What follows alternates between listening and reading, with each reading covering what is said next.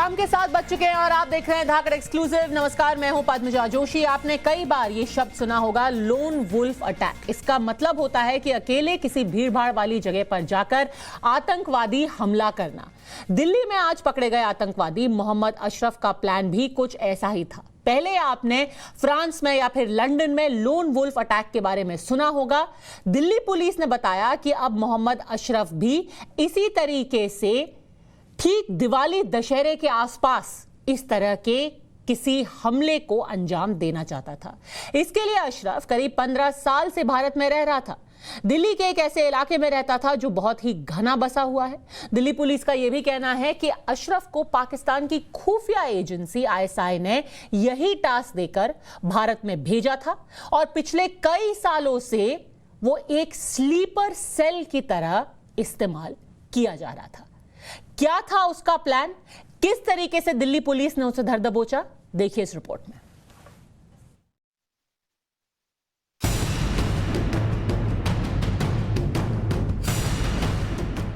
Police को खुफिया एजेंसियों से यह जानकारी मिली कि पाकिस्तान भारत में एक बड़ी साजिश को अंजाम देने की फिराक में है और पाकिस्तान के इस नापाक मंसूबों को अंजाम देने की साजिश खुफिया एजेंसी ISI ने की थी।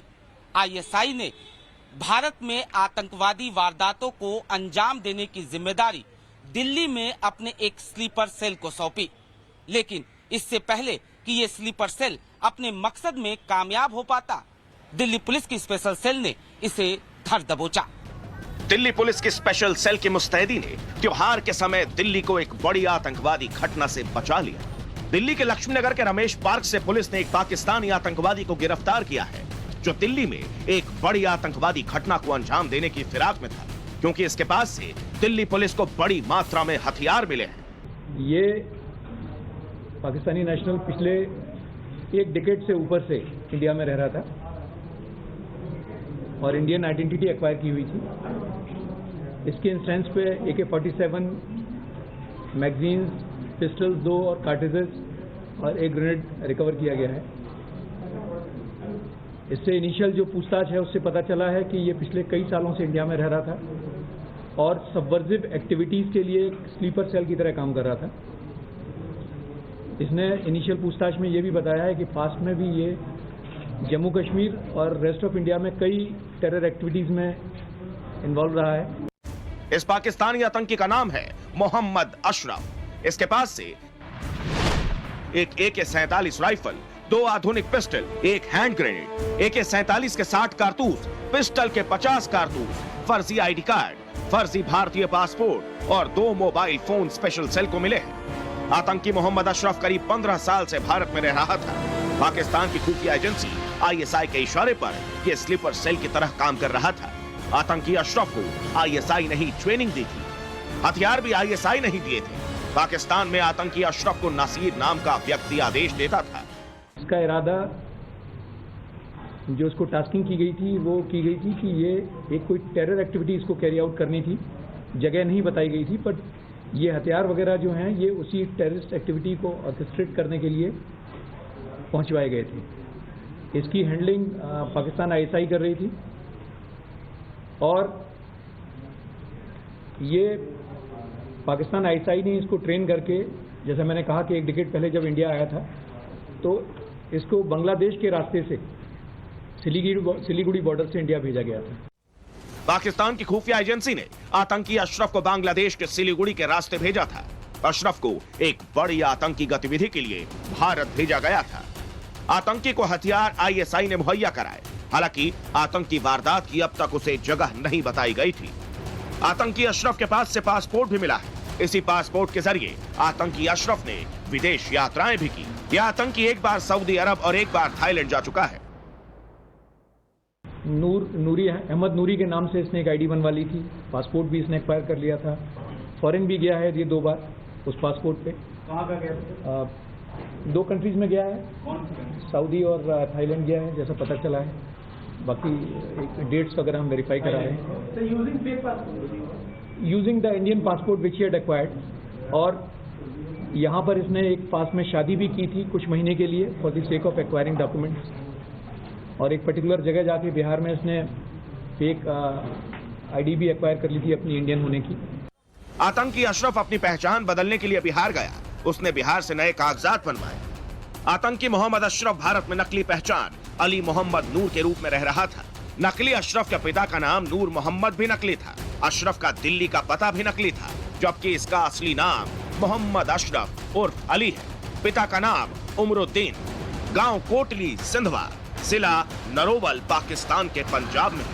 दिल्ली के लक्ष्मीनगर में अपनी पहचान छुपा कर रखने के लिए खुद को इसने पीर मौलाना घोषित कर दिया था और झाड़ फूंक करता था। भारत में यह बहुत ही शातिर तरीके से काम कर रहा था। इस तरह की टेरर एक्टिविटीज इनके हैंडलर ऑर्गेनाइज करते हैं तो नीड टू नो बेसिस पे चलाते हैं, सो दैट ये पकड़े ना जाए। तो इसको एक पर्टिकुलर आदमी ने पाकिस्तान से टास्किंग की थी, जिसका कोड नेम नासिर था, और जी, और उस टास्किंग के बेसिस पे इसको बताया गया था कि आपको वेपन कहाँ से मिलेंगे। वेपन वहाँ जहाँ से इसको मिले हैं या जहाँ से इसको दिए गए थे, वो सिर्फ इसको वेपन से मतलब था। उन लोगों ने ये नहीं बताया कि वेपन आपको कौन देके जाएगा, कौन नहीं देके जाएगा। इसी तरह से जब ये पास में मनी वगैरह मंगाता था तो वो भी हवाला के चैनल से इसके पास आती थी। मैंने कहा नीड टू नो बेसिस पे काम करने किया, जो इस तरह के मॉड्यूल में होता है वो इसमें भी था। आतंकवादी अशरफ से फिलहाल स्पेशल सेल पूछताछ कर रही है। अब तक की शुरुआती पूछताछ में पता चला है कि नीड टू नो की रणनीति पर काम कर रहे थे ताकि पकड़े न जा सके। आतंकी अशरफ अपने पाकिस्तानी हैंडलर नसीर के इशारों पर काम कर रहा था। हवाला के जरिए आतंकी अशरफ तक आईएसआई पैसे पहुंचा रही थी।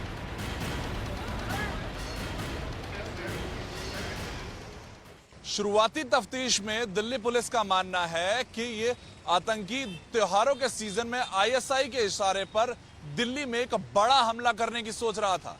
लेकिन अब यह पता करना है कि यह आतंकी अशरफ किस तरह से भारत में लोगों की मदद ले रहा था, कौन कौन वो लोग हैं जो इसकी मदद कर रहे थे, कैसे वो बांग्लादेश के रास्ते से भारत में घुसा और उसको मददगार मिलते गए। वरुण भसीन, टाइम्स नाउ नव भारत, दिल्ली। हमारे सहयोगी वरुण भसीन लक्ष्मीनगर में ठीक उस जगह पहुंचे जहां से आतंकवादी मोहम्मद अशरफ को गिरफ्तार किया गया था। वहां वरुण को एक चश्मदीद महिला मिली। उन्होंने जो बताया वो बात सुनिए, क्योंकि ये बात काफी चिंताजनक है। यहाँ 65 साल से हूँ मैं। आपने कभी भी अशरफ अली या इस तरह के बंदे का नाम सुना था यहाँ पे मौलाना साहब बन के जो रह रहा था? नहीं, किसी का हमने सुना नहीं था। तो आपने उसको आज देखा था? आज सुबह देखा है, जब लेके जा रहा था उसको सीबीआई वाले यहाँ से पकड़ के गाड़ी में से। पूरा हथियार था, सब था सामान उसके साथ में। और उसके साथ कौन कौन लोग थे? तीन चले गए, तो उतर के पीछे से, जो पीछे की साइड में बैठे थे वो तो उतर गए थे। एक हाथ लगा तो एक को वहाँ से लिया कोने पे से। 3 भाग गए थे। गढ़वाल पनीर के पीछे बता रहा है रहता है वो। वो यहाँ पे रहता था? हाँ, यहाँ रहता था। अच्छा, आपने कभी भी उसको देखा हो इससे पहले या नाम सुना हो? नहीं, सुना नहीं हमने, बस ये सुना था कि ये आतंकवादी घुसे हुए अंदर, लेकिन ये नहीं पता थी कि कहाँ है, किधर नहीं है। आज पकड़ा गया सुबह 4 बजे। टाइम्स नाउ नव भारत के संवाददाता गौरव श्रीवास्तव और वरुण भसीन दोनों हमारे साथ इस खबर पर जुड़ गए हैं। वरुण, पहले आपसे पूछना चाहूंगी कि पुलिस के सूत्र क्या बता रहे हैं, क्योंकि जो चश्मदीद महिला थी उन्होंने बेहद चिंताजनक बात बताई है कि गाड़ी में आए तो 4 लोग थे, 3 भागने में सफल हुए। उन बाकी 3 की पहचान की गई है? जी बिल्कुल, देखिए अगर उस एरिया की हम बात करें तो वो काफ़ी संकरी गलियां हैं। अगर रमेश पार्क की बात करें जहां से उस व्यक्ति की गिरफ्तारी सोमवार रात को 9:28 पर हुई थी, पुलिस उसे काफ़ी लंबे समय से ट्रैक कर रही थी, लेकिन वो उस समय कुछ लोगों के साथ था। वो लोग घबराहट के कारण उसके साथ से भाग गए और पुलिस, जो स्पेशल सेल की पुलिस थी, वो उस वक्त सिर्फ उस व्यक्ति पर नजर बनाए रखी थी और उसकी गिरफ्तारी की गई है। अब ये जाँच की जा रही है कि उसके साथ वो लोग कौन थे और क्या वो मददगार थे उसके, जो क्योंकि सबसे बड़ी इसमें वो चीज़ सामने आती है कि उसको शुरू से कौन मदद कर रहा था। इतने सालों से अगर वो रह रहा है, उसको एक टास्किंग मिल रही है, एक हैंडलर है उसका पाकिस्तान से, उसको लगातार चीजें बताता है, और वो कौन उसकी मदद कर रहा था। सबसे पहले बांग्लादेश की हम बात करें, बांग्लादेश से सिलीगुड़ी के रास्ते वो भारत में घुसा, तो कैसे घुसा, उसकी मदद किसने की। उसके बाद उसने फर्जी आईडी बनवाई, उन्हीं फर्जी के आईडी के नाम पर वो यहां पर रहना शुरू हुआ और तब से ही वो बाकी स्लीपर सेल्स को भी एक्टिव करने का काम कर रहा था, ये सोचिए। और उसके साथ जो अभी इस वक्त जो हथियार मिले हैं वो एक बहुत बड़ी अपने आप में गवाही दे रहे हैं। AK-47 मिली है, 60 की मैगजीन 3 की पिस्टल वापस साथ में उसको मिली। आप सोचिए, वो 60 गोलियां AK-47 में है, 2 पिस्टल हैं, उसके साथ 50 गोलियां और हैं, और एक व्यक्ति इतना सारा असला लेकर एक हैंड ग्रेनेड के साथ दिल्ली में अगर सोच रहा है कि मैं कुछ हमला करूं, और उसको ISI लगातार अपने टच में रखे हुए है और उसको बता रहा है कि त्योहारों के समय आपको इस तरीके का कोई एक ना एक हमला करना है। कुछ दिन पहले टाइम्स नाउ नवभारत ने यह भी बताया था किस तरह के पेट्रोल पंप पर या फिर वो पेट्रोल टैंकर्स पर वो हमला कर सकते हैं, और इसी तरीके के हथियार भी हम नजर आए कि वो हैंड ग्रेनेड वहां पर मौजूद थे। तो एक सफलता तो है ही, लेकिन एक चिंता की बहुत बड़ी बात है कि राजधानी दिल्ली पर किस तरीके से अभी वो सोच एक लगी हुई है। ISI लगातार अपने स्लीपर सेल्स को एक्टिव करने की मदद कर रहा है, और अब ये पुलिस की यही कोशिश है कि इसने अपने साथ के कितने और स्लीपर सेल्स को एक्टिव कर चुका है। बिल्कुल गौरव, कई ऐसे अनसुलझे सवाल अभी भी रहते हैं, जैसे कि 15 साल से ये आदमी अगर दिल्ली में रह रहा था या देश के अलग अलग हिस्सों में रह रहा था, तो ऐसा क्या हुआ कि अचानक इसका पर्दाफाश हो गया? वो क्या चीज थी, वो क्या टिप ऑफ था, कैसे दिल्ली पुलिस इस तक पहुंच पाई?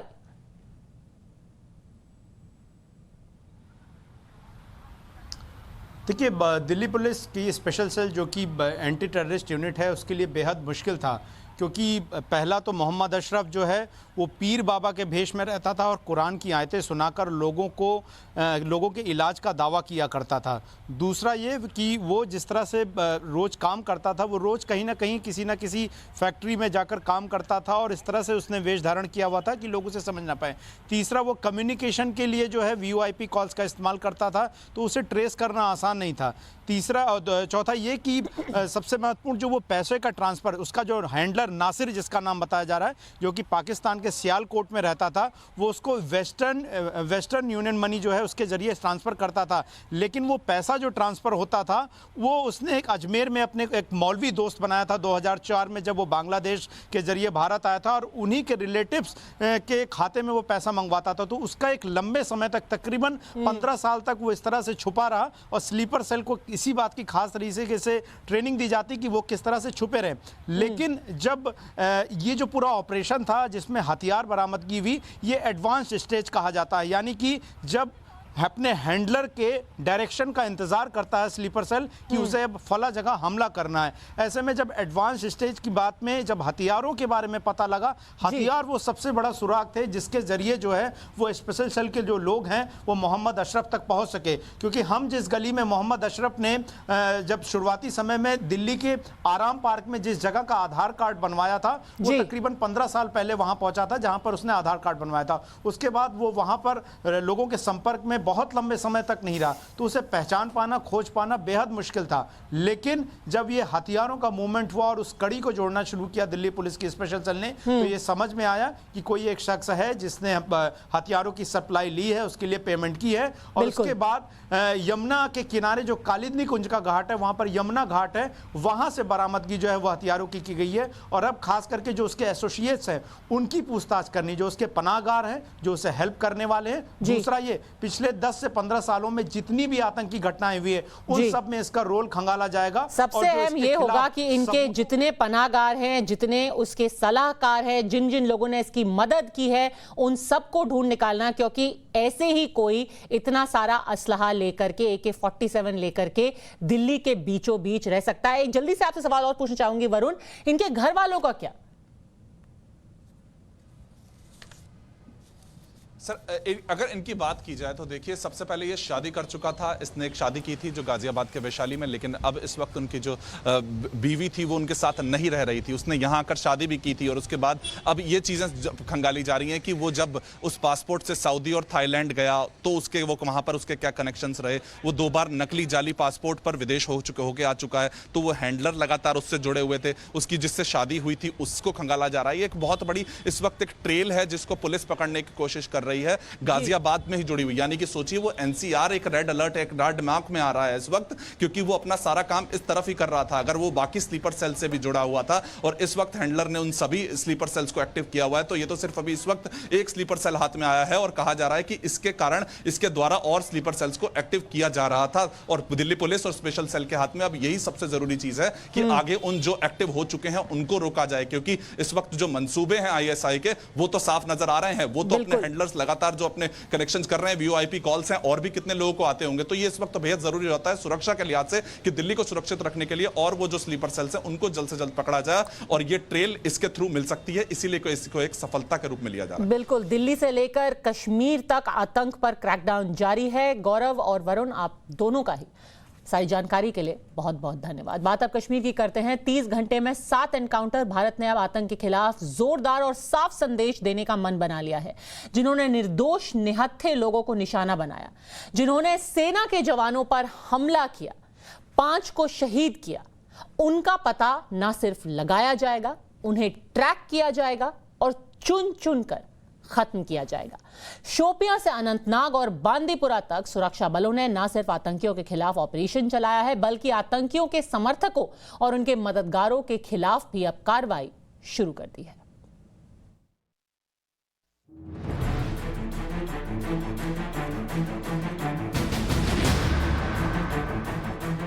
हिंदुस्तान की सेना का यह है आतंक के मुंह पर करारा तमाचा। पाकिस्तान के पालतू आतंकियों से हिंदुस्तान ने लिया बदला। कश्मीर की अमन और शांति पर ग्रहण लगाने वालों पर इंडियन आर्मी की स्ट्राइक। कश्मीर के दुश्मनों का चुन चुन कर किया सफाया। पिछले 10 दिनों से पाकिस्तान की ओर से स्पॉन्सर्ड आतंकियों ने कश्मीर में लगातार निर्दोष और निहत्थे लोगों को टारगेट किया। आतंकियों के टारगेट पर कश्मीर में रह रहे अल्पसंख्यक हैं। पिछले एक हफ्ते में अलग अलग हमलों में इन आतंकियों ने 5 लोगों की हत्या कर दी और कल पुंछ में आतंकियों से एनकाउंटर में सेना के 5 जवान शहीद हो गए। जवानों की शहादत से सेना के जवान पहले से ही गुस्से में थे। इस बीच उन्हें शोपियां में कुछ आतंकियों के छिपे होने की जानकारी मिली। जम्मू कश्मीर पुलिस, भारतीय सेना के जवान और सीआरपीएफ ने एक ज्वाइंट ऑपरेशन चलाया। सबसे पहले आतंकियों को घर में घेर लिया और उनसे सरेंडर करने की अपील की। अंदर में गुजारिश करन बह DSP इमाम साहब ये तो गुजारिश करन कि तुम नीरू नबर सरेंडर करियो, हथियार त्रो पत्थर अत करियो खड़ा तो नबर नीरू तो ये मौका दिन कि दोबारा तो आराम से जिंदगी जियो। लेकिन आतंकियों ने इस अपील को ठुकरा दिया और दूसरी तरफ से गोलीबारी शुरू कर दी। जवाब में सेना के जवानों ने भी आतंकियों को मुंह तोड़ जवाब दिया। रात भर चले इस ऑपरेशन में आतंकियों को मुंह की खानी पड़ी। इस एनकाउंटर में 5 आतंकियों को मार गिराया गया। इस ऑपरेशन में आतंकी मुख्तार शाह भी मारा गया, जिसने पिछले हफ्ते गोलगप्पे बेचने वाले विरंजन पासवान की श्रीनगर में हत्या की थी। काफी देर तक चली गोलीबारी में आसपास के घरों को भी नुकसान पहुंचा।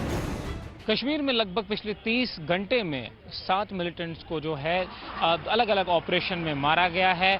अगर बात करें तो पहला एनकाउंटर अनंतनाग बांडीपुरा में हुआ, जिसमें 2 मिलिटेंट मारे गए, जिसमें पुलिस का ये कहना था उनमें से जो एक है वो सिविलियन किलिंग्स में भी इन्वॉल्व था। और उसके बाद जब एनकाउंटर लगातार हुए, उसके बाद दूसरा एनकाउंटर अनंतनाग में हुआ, जहां पर एक पुलिस वाला भी घायल हुआ एनकाउंटर में।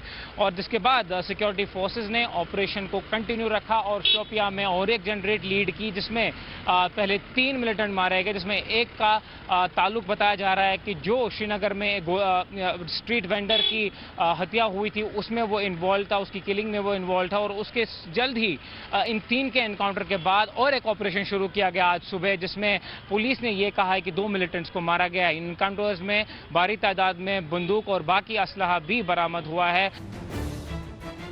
24 घंटे में 7 आतंकियों को एनकाउंटर में मार गिराया गया, जिसमें शोपियां में हुए एनकाउंटर में 5 आतंकी, अनंतनाग में 1, बांदीपुरा में 1 आतंकी को मारकर शहादत का बदला लिया गया। शोपियां, अनंतनाग और बांदीपुरा में तो आतंकियों को करारा जवाब मिल गया है। बस अब पुंछ में छिपे कायर आतंकियों से हिसाब बराबर करना सेना के जवानों का अगला टारगेट है। पुंछ में कल सुबह से भारतीय सेना के जवानों और आतंकियों के बीच एनकाउंटर चल रहा है।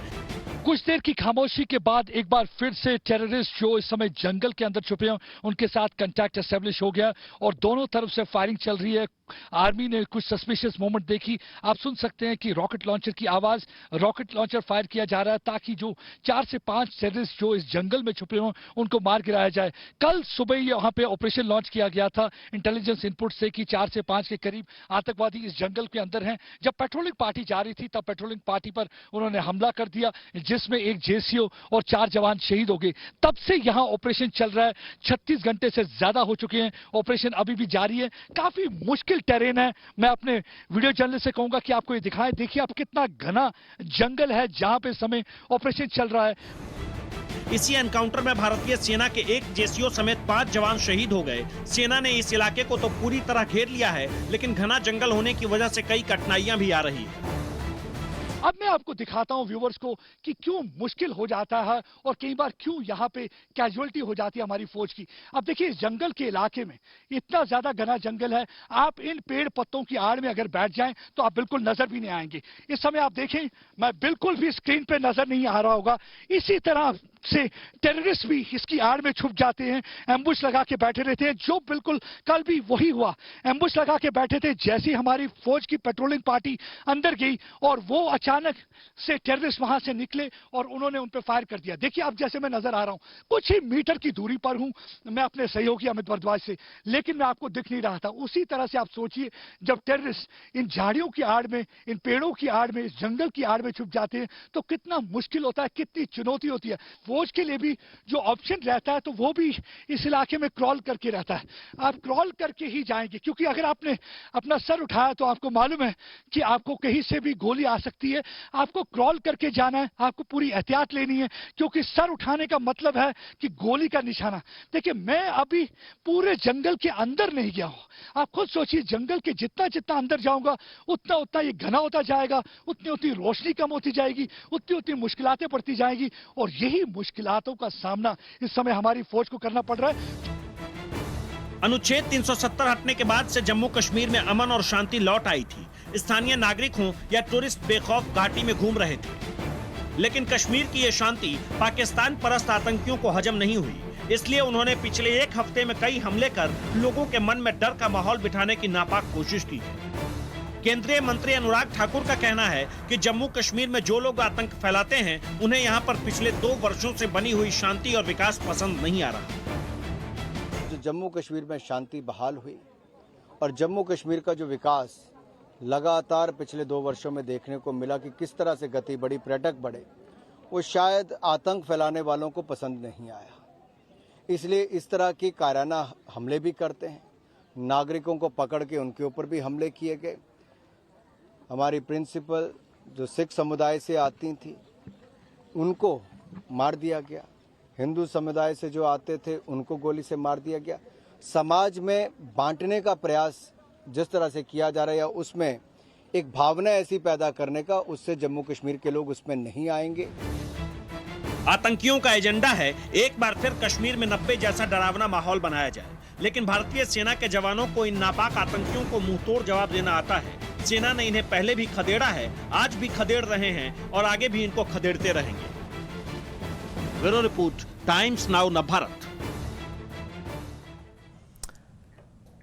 पुंछ से सीधे लाइव जुड़ गए हमारे साथ हमारे संवाददाता प्रदीप दत्ता। प्रदीप, ये बताइए कि पिछले 30 घंटों में 7 आतंकवादियों को ढेर किया जा चुका है। क्या अभी भी सेना के ऑपरेशन चल रहे हैं आतंकवादियों के खिलाफ?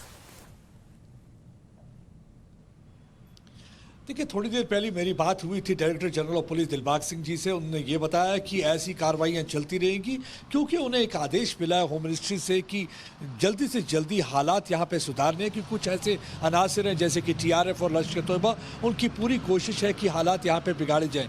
अब देखिए, क्यों हालात बिगाड़ना चाहते हैं? एक तो टूरिज्म काफ़ी ज़्यादा अच्छा चल रहा था, डेवलपमेंट का काम हो रहा था, लोगों के चेहरे पर मुस्कान थी, पत्थरबाजी के इंसिडेंट जो थे 99% कम हो गए थे, और वो चाहते हैं कि अभी भी हालात खराब ही रहें। यही एक वजह है कि पाकिस्तान की तरफ से उन्हें एक इशारा आया था कि आप ऐसी हरकत करिए जिसमें एक माइनॉरिटीज़ को टारगेट किया जाए, उसकी वजह से एक उथल पुथल का माहौल हो और अफरा तफरी का माहौल बन जाए और डर का माहौल क्रिएट किया जाए, ताकि वही स्थिति हो जो 90 की दशक में थी, जिस वक्त 5 लाख के करीब कश्मीरी हिंदुओं ने पलायन किया था, और वो यही। लेकिन अब आप पिछले कुछ घंटों में अगर आप देखेंगे, अगर पिछले 24 घंटों की बात करेंगे, 7 आतंकवादियों को मार दिया गया है। टीआरएफ के 2 जो मॉड्यूल थे उनको न्यूट्रलाइज कर दिया गया है। 5 आतंकवादी शोपियां के इलाके में मारे गए। आज सुबह से शोपियां के इलाके में 2 ऑपरेशन चल रहे थे, जिसमें एक ऑपरेशन में 3 आतंकवादी मारे गए, दूसरे में 2 मारे गए। 3 आतंकवादी जो मारे गए उनमें से एक आतंकवादी था मुख्तार शाह। ये मुख्तार शाह वो आतंकवादी है जिन्होंने विजेंद्र पासवान,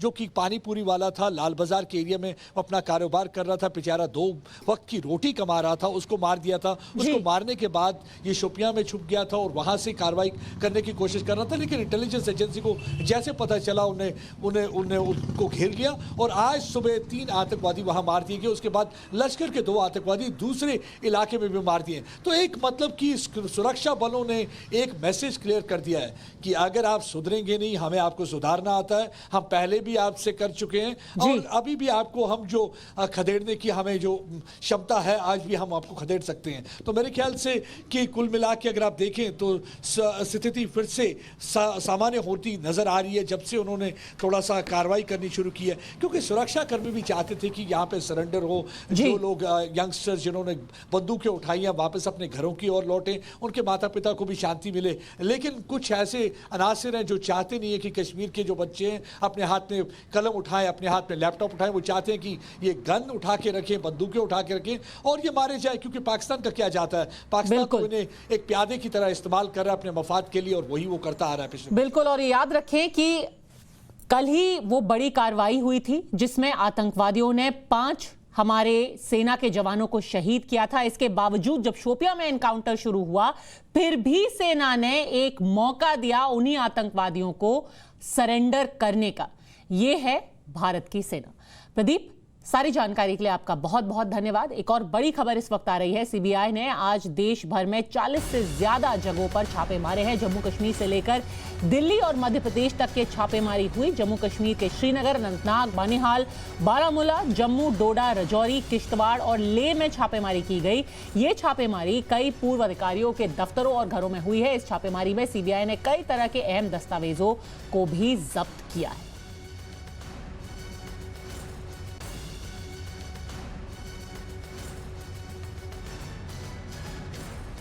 और जैसे कि आपको पहले बताया था कि ना सिर्फ आतंकवादियों के ऊपर पर उनके जो पनाहगार हैं, उनके जो मददगार हैं, उनके ऊपर भी लगातार कार्रवाई की जा रही है। इसीलिए पिछले कई महीनों में आपने देखा होगा कि कैसे ऐसे लोगों पर कार्रवाई की गई है जो कि भले से ही सरकारी नौकरी कर रहे हैं, सरकारी पदों पर बहाल है, पर उसके बावजूद उनके खिलाफ ऐसे सबूत मिले कि वो आतंकवादियों की मदद कर रहे थे, या तो उनको इंफॉर्मेशन दे रहे थे, उन तक सूचना पहुंचा रहे थे, या उनको गाड़ी मुहैया करा रहे थे, उनको पैसे मुहैया करा रहे थे। उन सब के ऊपर एक एक करके कार्रवाई की जा रही है। और अब जबकि एक इतना बड़ा क्रैकडाउन, इतनी बड़ी कार्रवाई शुरू की गई है, इतनी बड़े स्तर पर छापेमारी की जा रही है, 41 जगहों पर यह छापेमारी हुई है। अनुज हमारे साथ जुड़ गए हैं। अनुज, इन छापों का महत्व बताइए।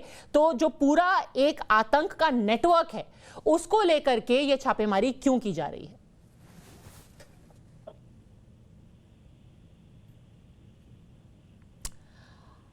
अनुज, आप मेरी आवाज सुन पा रहे हैं? जी, भवतोष शायद हमारे साथ इस वक्त जुड़ गए हैं। भवतोष, किन लोगों पे ऊपर ये छापे डाले जा रहे हैं और किस वजह से? देखिए पद्मजा, ये करीब 41 जगहों पे रेड्स और सर्चेस की गई थी, जिसमें सर्चेस जो हैं वो श्रीनगर और कई अलग अलग इलाकों में जम्मू एंड कश्मीर में की गई थी। इसके अलावा ये भिंड में और दिल्ली में भी सर्चेस हुई थी। जो हमें सूत्रों ने बताया था कि दिल्ली और भी कई इलाकों में सर्चेस हुई थी। सूत्रों की बात माने तो कई आईएएस अधिकारी और कश्मीर एडमिनिस्ट्रेटिव सर्विसेज के अधिकारियों के भी ऊपर ये रेड्स और सर्चेस हुई थी। इसमें कई अधिकारी वो हैं जिन्होंने पुंछ और बाकी इलाकों में सर्व किया था 2012 और 16 में। ये पूरा मामला 2018 का है, जब राजस्थान एटीएस ने एक आर्म्स लाइसेंसिंग रैकेट अनर्थ किया था, जिसमें करीब 2 लाख से ज्यादा लोगों को आर्म लाइसेंस मिला था। उसके बाद राजस्थान एटीएस ने अपनी report ministry of home affairs को दिया था और उन्होंने ये कहा था कि सीबीआई इस पूरे मामले को प्रोब करे। 2019 से सीबीआई ने इस मामले को लिया है और अलग अलग समय में सीबीआई ने इसमें रेड्स और सर्चेस की हैं। सीबीआई की बात माने तो उन्होंने ये कहा कि कई आईएएस और कश्मीर एडमिनिस्ट्रेटिव सर्विसेज के लोगों ने अपनी जांच में ये पाया है कि कई अधिकारी, कई बड़े और छोटे अधिकारियों ने पैसे और अपनी नेग्लिजेंस के बाद कई लोगों को लाइसेंसेस दी थी। ये नेशन वाइड लाइसेंसेस थे, जिसकी वजह से आपको कहीं पे भी आर्म्स लाइसेंसेस मिल सकते हैं। सीबीआई ने कहा है कि हमने कई इसमें मामले में चार्जशीट फाइल की हैं। कई लोगों के अगेंस्ट सीबीआई ने ये भी कहा है कि वो उन्होंने मिनिस्ट्री ऑफ होम अफेयर्स और बाकी मंत्रालय से उन्होंने सैंक्शन मांगा है और उनके खिलाफ जल्द ही चार्जशीट फाइल करेंगे। जी, सारी जानकारी के साथ हमारे साथ जुड़ने के लिए आपका बहुत बहुत धन्यवाद भवतोष। आज की एक ऐसी खबर जो कि बच्चों और उनके माता पिता को काफी राहत की सांस लेने देगी। एक बड़ी खबर है, बच्चों के लिए कोरोना के खिलाफ वैक्सीन ने एक पायदान और पार कर लिया है। इस खबर को जरा सावधानी से समझने की जरूरत है। डीसीजीआई यानी कि drug controller general of India के अंदर आने वाली SEC यानी कि सब्जेक्ट एक्सपर्ट्स कमेटी ने आज 2 साल से लेकर 18 साल तक के बच्चों के लिए कोवैक्सीन का अप्रूवल दे दिया है। इसका मतलब क्या है? इसका यह बिल्कुल मतलब नहीं है कि कल से ही बच्चों को वैक्सीन लगना शुरू हो जाएगा। पहले आपको बता दें कि अभी तक हुआ क्या क्या है। पहली बात समझने वाली यह है कि डीसीजीआई की सब्जेक्ट एक्सपर्ट्स कमेटी ने कोवैक्सीन को अभी मंजूरी दी है। इसके बाद क्या होगा? इसके बाद सब्जेक्ट एक्सपर्ट्स कमेटी की बैठक वर्चुअल होती है। कोवैक्सीन के तीनों फेज के क्लिनिकल ट्रायल बैठक में शामिल किए जाते हैं। उसके बाद यह कमेटी उसे रिव्यू करती है। कमेटी का अप्रूवल आ चुका है, अब इसे डीसीजीआई के पास भेजा जाएगा। यह होगा अगला कदम।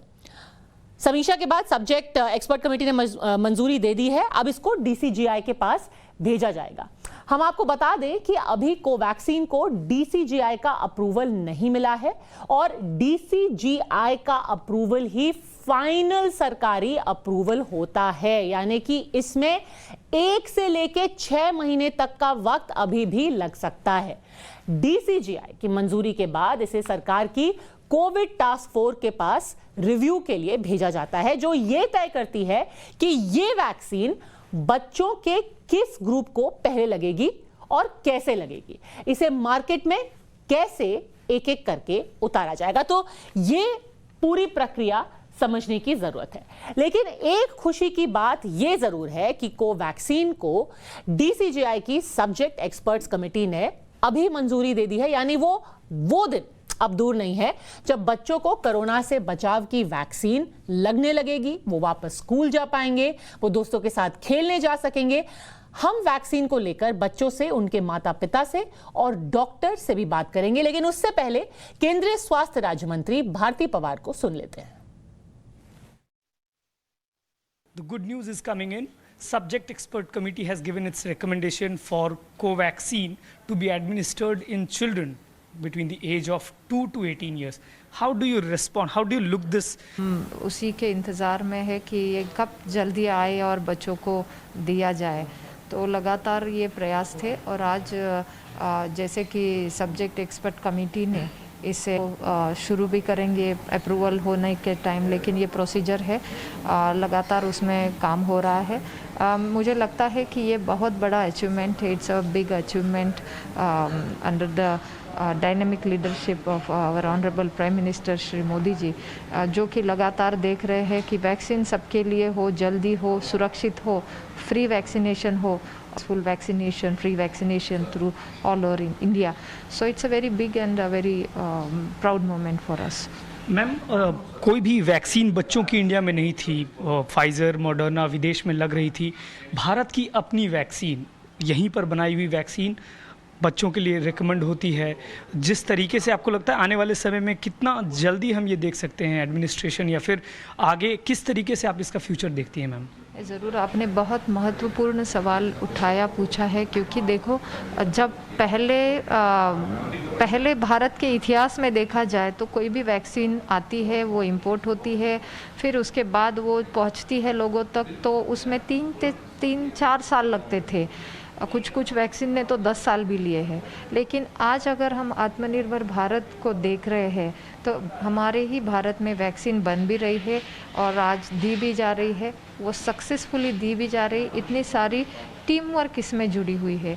और जैसे मैं कहूँगी कि पिछले साल जब कोरोना का ये संकट शुरू हुआ और लॉकडाउन के तुरंत बाद आदरणीय प्रधानमंत्री जी ने खुद वैक्सीनेशन के लिए क्या करना चाहिए, फिर उनका मीटिंग, फिर टास्क फोर्स के माध्यम से एक्सपर्ट के साथ, और ये वैक्सीनेशन के लिए लगातार साइंटिस्ट के साथ मिलना हो, एक बजट 35,000 करोड़ का वैक्सीनेशन के लिए देना हो। मुझे लगता है ये सारी बड़ी बातें हो जो लगातार उन्होंने करने के लिए प्रयास भी किए, और आज भी वो फीडबैक लेते हैं कि कहाँ तक पहुँचा है वैक्सीनेशन, कहीं कुछ कठिनाइयाँ है तो वहाँ पे स्टेट के खुद सीएम से बात करना हो, वहाँ की डिपार्टमेंट से पूछना हो। तो मुझे लगता है इतना सारा प्रयास है इस वैक्सीनेशन के लिए, और खुद पीएम साहब इस पे ध्यान दे के कर रहे हैं, ये बहुत बड़ी बात है। और जैसे आपने कहा कि हम बच्चों की वैक्सीनेशन के लिए भी जल्द ही ये करके उसमें ट्रायल्स आते हैं सेफ्टी मेजर्स को ध्यान में रखते हुए, और फिर वो अप्रूवल होता है, तो जल्द ही वो भी आएगा। और हम यही चाहते हैं कि ये भारत की बड़ी विशेषता है, सामर्थ्यता है कि ये वैक्सीनेशन के लिए हम बहुत सक्सेसफुली काम कर रहे हैं। सीधे मेरे सहयोगी प्रेरित के पास चलते हैं, उनके साथ कुछ बच्चे और उनके अभिभावक जुड़ गए हैं। तो आज जब ये खबर आई है तो क्या है उनके सवाल, क्या है उनकी प्रतिक्रिया और क्या है उनके कंसर्न्स? प्रेरित। जी बिल्कुल पद्मजा, वाकई में आपने बिल्कुल सही कहा कि वो दिन दूर नहीं है जब हमारे बच्चे भी वैक्सीनेटेड हो जाएंगे। हमारे साथ बच्चे भी मौजूद हैं, उनके पेरेंट्स भी मौजूद हैं, उनसे बातचीत करते हैं। सर ये बताइए कि जब आपको जानकारी मिली कि अब बच्चों के लिए भी वैक्सीनेशन बहुत जल्द उनको वैक्सीनेट किया जाएगा, तो आपकी पहली प्रतिक्रिया क्या थी? सुबह सुबह जब ये अच्छी खबर मिली तो बहुत अच्छा लगा कि चलो बच्चों का भी वैक्सीनेशन अब हो जाएगा, क्योंकि स्कूल खुल चुके हैं और हम लोग 100% तब तक सिक्योर नहीं है जब तक कि पूरे फैमिली का वैक्सीनेशन ना हो जाए। बच्चे स्कूल भी जाने लगे हैं, तो अच्छा लगा सुन के कि, लेकिन हाँ ये भी पता चला कि अभी अप्रूवल जो है वो मिला है सिर्फ इमरजेंसी यूज़ के लिए। तो हम लोग ने भी बात की कि चलो 2-3 महीने में इन लोग का भी वैक्सीनेशन का प्रोग्राम चालू हो जाएगा। लेकिन शाम तक ये भी पता चला भारत सरकार के स्वास्थ्य मंत्रालय के तरफ से उन्होंने खंडन किया कि इस पर काम चल रहा है लेकिन अप्रूवल नहीं दी गई है। तो मन थोड़ा उदास हुआ कि ये काम भी अब जल्दी जल्दी ख़त्म हो जाए ताकि हम लोग प्रोटेक्ट हो जाएं, सब कोई, बच्चे भी फ्री हो के स्कूल जा सके, हर जगह जा सके। मुंह पर ठीक है प्रिकॉशन लेना ज़रूरी है, मास्क का भी लगाना ज़रूरी है, लेकिन हाँ जल्दी से जल्दी वैक्सीनेशन का अप्रूवल मिल जाए। जो भी हो गवर्नमेंट इस पर जल्दी से काम करे और बच्चों को भी जल्दी से वैक्सीनेशन उनका हो जाए।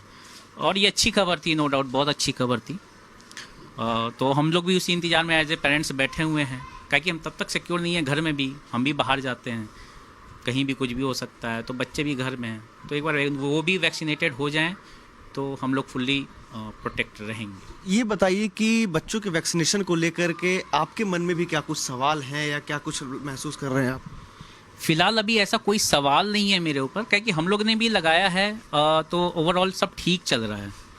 तो मुझे नहीं लगता कि बच्चों के साथ भी ऐसा कोई दिक्कत होगा आने वाले समय वैक्सीनेशन के बाद भी। और ये लोग ज़्यादा अच्छे से उसको आगे लेके जा सकते हैं। इन लोग की इम्यून वैसे ही बच्चों की ठीक होती है, मजबूत होते हैं, तो इन लोग को इतनी दिक्कत नहीं है। वैक्सीनेशन के बाद बहुत अच्छा रहेगा इन लोग के लिए भी और हमारे लिए भी। तो यहाँ पे कुछ और भी बच्चे एक सेकंड हमारे साथ रुकिएगा, क्योंकि डॉक्टर भाटी भी हमारे साथ जुड़ गए हैं। कुछ एक जो सवाल लगातार दर्शकों से हमारे पास आ रहे हैं, कुछ वो सवाल डॉक्टर भाटी से पूछ लेते हैं। वो मेंबर हैं दिल्ली वैक्सीन कमेटी के। डॉक्टर भाटी, कितना वक्त लगेगा जब बच्चे ये वैक्सीन अस्पताल में जाकर के लगवा पाएंगे? अभी तो सिर्फ सब्जेक्ट एक्सपर्ट्स कमेटी का अप्रूवल आया है। जी बिल्कुल, देखिए सब्जेक्ट एक्सपर्ट कमेटी का अप्रूवल हो गया, इसके बाद हमारा डीसीजीआई से भी फाइनल अप्रूवल, मतलब उनकी रिकमेंडेशन होने के बाद डीसीजीआई से अप्रूवल हो ही जाता है। अब इसमें एक चीज है महत्वपूर्ण कि इसमें 3 ग्रुप में जो है ट्रायल हुए थे। जैसे एक तो हमारा जो 12 से 17 टोटल जो हम इसको देखें तो ये आपका 2 साल से ऊपर और 18 साल से नीचे के बच्चों के ऊपर ट्रायल हुआ है, जिसमें 12 से 18 का ग्रुप है, 6 से 12 और 2 से 6 साल। तो हमारी जो 12 से 18 उसमें आप देखिए कि ऑलरेडी 2 वैक्सीन हिंदुस्तान के अंदर अब ये सेकंड वाली हो जाएगी। इसको मिला के एक ज़ाइकोव-डी जिसको ऑलरेडी अप्रूवल मिल चुका है, और उसका भी अभी कुछ प्राइस वगैरह का और जो है आपका जो जिससे वो इंजेक्ट की जाएगी उसके बारे में कुछ चर्चाएं हो रही है। उसके बाद वो वैक्सीन भी जल्द ही लॉन्च हो जाएगी। तो हमारे पास 12 से 18 के लिए तो वैक्सीन उपलब्ध हो जाएगी, ज़ाइकोव-डी प्लस कोवैक्सीन भी आ जाएगी। इसके अंदर ये है कि जो हमने हेजिटेंसी थोड़ा सा देखा था, वो हेजिटेंसी हमें शायद देखने को नहीं मिलेगी, क्योंकि ऑलरेडी पेरेंट्स भी इसको लेके काफी ज्यादा उत्साहित है। और ये सेम फॉर्मुलेशन है, कोवैक्सीन जो हम अडल्ट के लिए यूज कर रहे थे वही पेडियाट्रिक के लिए भी वही वाली सेम कोवैक्सीन यूज होगी। और कोवैक्सीन का हमने जो एफिकेसी डेटा भी देखा है और जो उसकी इम्यूनोजेनिसिटी भी देखी है, मतलब वो काफी अच्छी है। डॉक्टर भाटी ये बताइए कि क्या वही वैक्सीन जो अडल्ट्स को लगाई जाती है वही बच्चों पे लगाई जाएगी तो उसका असर अलग तो नहीं हो जाएगा? हाँ देखिए, इसमें दो चीज है, एक तो ये सेम फॉर्मुलेशन है। हाँ, अब इसके लिए वैक्सीन का फॉर्मुलेशन सेम है बट ट्रायल इसमें अलग से हुआ है। बट ट्रायल के अंदर भी दोनों चीजें देखी जाती है, हमारी सेफ्टी भी और एफिकेसी भी। बट जो एफिकेसी भी इसमें जिस तरह से जो आपने सवाल पूछा वो सेम पाई गई है जिस तरह की अडल्ट के अंदर थी। और इसके बाद सेफ्टी भी पूरी तरह से, इसमें सेफ्टी डेटा भी पूरी तरह से इवेल्युएट हुआ है। एंड सबसे ज्यादा जरूरी है कि देखिए अभी हमारा जो इम्यूनाइजेशन वाला प्रोग्राम है वो तब तक सक्सेसफुल नहीं होगा जब तक हम उसमें बच्चों को भी शामिल ना कर लें। तो इस वैक्सीन के आने के बाद हम बच्चों को इसके अंदर जरूर शामिल कर सकेंगे। जी डॉक्टर भाटी और प्रेरित, आप दोनों का हमारे से जुड़ने के लिए बहुत बहुत धन्यवाद। अब देखते हैं कि कितनी जल्द ये वैक्सीन बच्चों को लगने के लिए तैयार हो जाती है और वापस बच्चे पूरी तरीके से वापस स्कूल में, अपने प्लेग्राउंड में जाना शुरू कर सकते हैं। धाकड़ एक्सक्लूसिव में अब हम आपको एक ऐसी रिपोर्ट दिखाना चाहते हैं जिसके जरिए हमारा मकसद है उन लोगों को एक कड़ा संदेश देना जो खिलाड़ियों के खराब प्रदर्शन के लिए उनकी पत्नी या पार्टनर्स को बुरा भला कहने के बारे में एक बार भी नहीं सोचते। कोलकाता के खिलाफ मिली हार के बाद बेंगलुरु आईपीएल 2021 से बाहर हो गई, लेकिन आरसीबी के फैंस ने सोशल मीडिया पर कुछ ऐसा कर दिया जिससे ग्लेन मैक्सवेल आग बबूला हो गए। देखिए ये रिपोर्ट।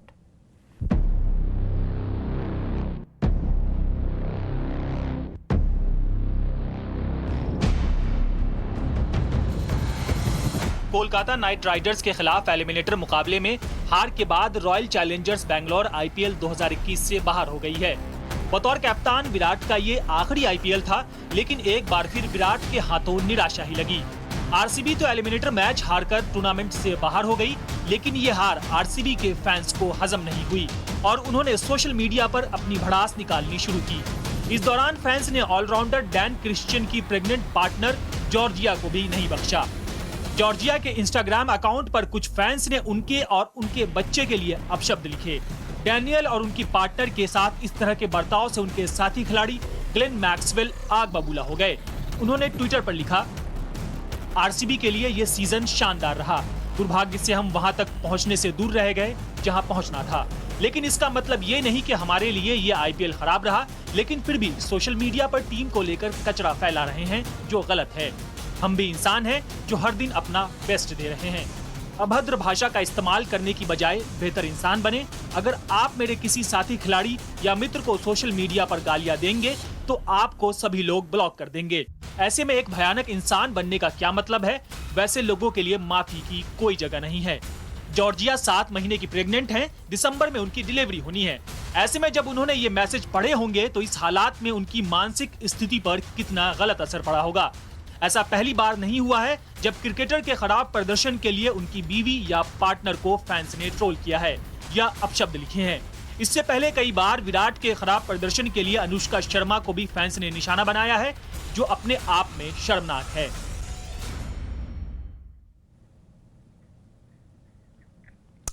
धाकड़ एक्सक्लूसिव में आज के लिए बस इतना ही। वक्त एक ब्रेक का।